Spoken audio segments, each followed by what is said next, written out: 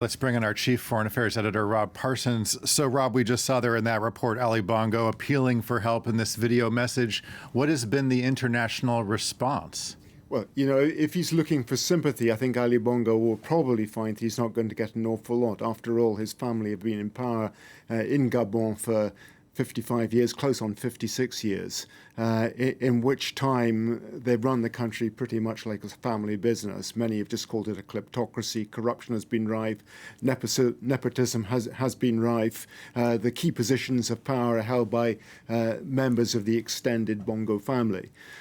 So I don't think there will be the same sort of sympathy, for instance, that there has been in recent weeks for the president of Niger, Bazoum, who was overthrown in another military coup.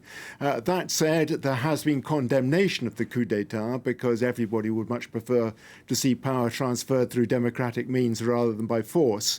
The African Union, for instance, has condemned it. France has condemned it. It's a close relationship with Gabon over the decades. The European Union has condemned it, though again the European Union was careful to point out that this is not the same as Niger, that there is that difference. And you know, at the back of people's minds is the fact, we've seen those pictures of people celebrating on the streets of Gabon. It's not to say that the people couldn't have been brought out onto the street. We saw similar demonstrations in Niger, after all. But there is, I think, a feeling that the people of Gabon have wanted change for a long time. The elections were largely regarded as fraudulent, the ones that have just taken place, as were the previous elections and the elections before that.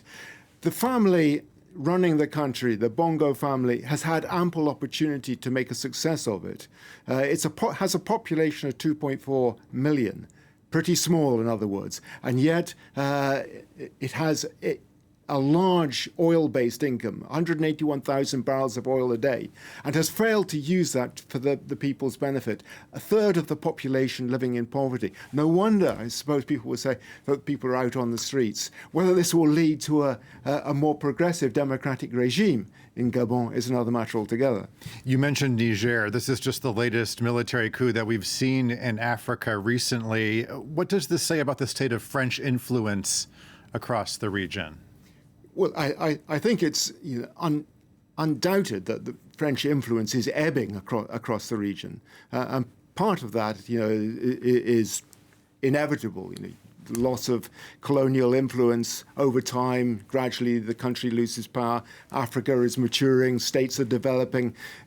Different generations. It's inevitable to a degree. But it is interesting that there should be so many coups d'état in what is loosely called France-Afrique, the Francophone countries of Africa. 6 of the last 8 coups d'etat in sub-Saharan Africa in France-Afrique.